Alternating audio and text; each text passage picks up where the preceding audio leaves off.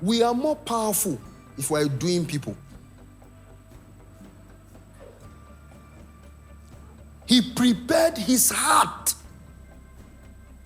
to seek the law of the Lord.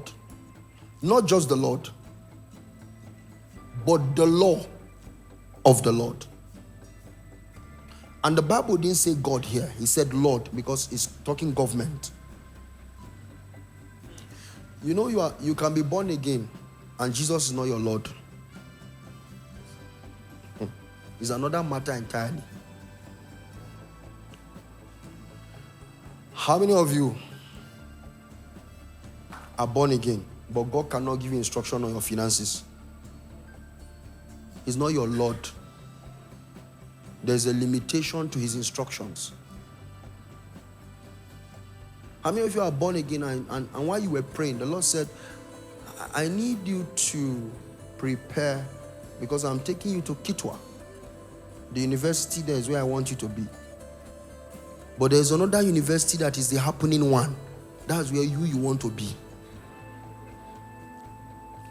And you cannot deny that you heard God.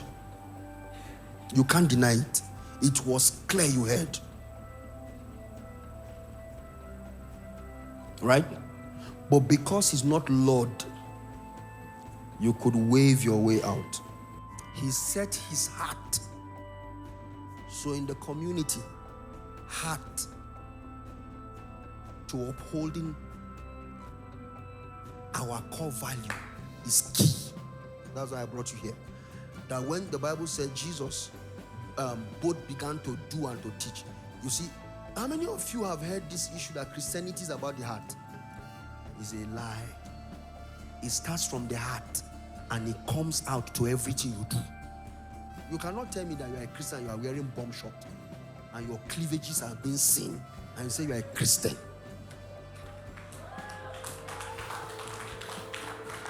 How? So in the apostolic community, even our dressing will be affected because we have set our heart to seek the law of the Lord and to do it.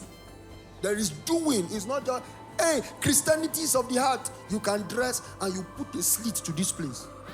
All right? So you will set your heart. You will set your heart to seek the Lord, his laws, and to do them. To do them. The Bible said concerning our dressing, we should be moderate. Some of you don't do makeup, you do makeover. When you are out, we say, is this you? Or we should look for you. Are you the one? Or we should go and look in the room. Maybe you left yourself in the room. He set his heart to do the law and to do the law. Then the next thing is what? And teach. Doing comes before teaching in accurate setting. There is a doing that is more powerful than speaking. There is a living that is more powerful than motivating. Let me give you another example. My wife is here. There was a church we attended. We were going to that church. Every time I stood to take offering, the pastors are dazed. So they turned me into the pastor that takes offering. I didn't know why at that time. Until one day, can you remember? When the pastor was preaching, he said, you see, there is a reason why I always love Austin to take offering. Every time he takes the offering, it is heavy.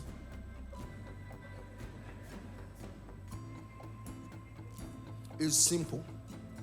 Like begets like. If you are not a giver,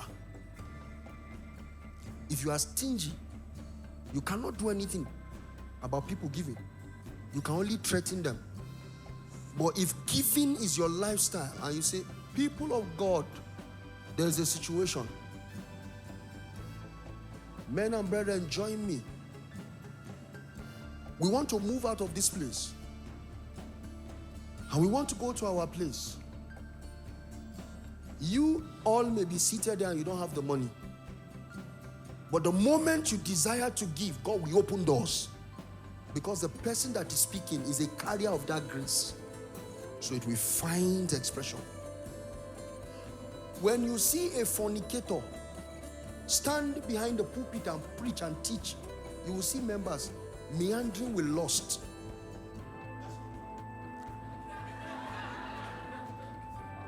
Because that is what he does. It's in the doing, not in the talking.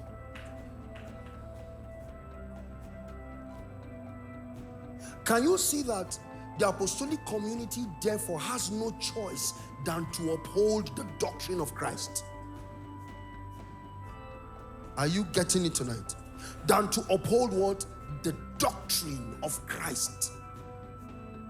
Now, the doctrine of Christ has a breakout of his principles, has breakout of his rules, has breakout of instructions, but we cannot live up to that if we don't set our heart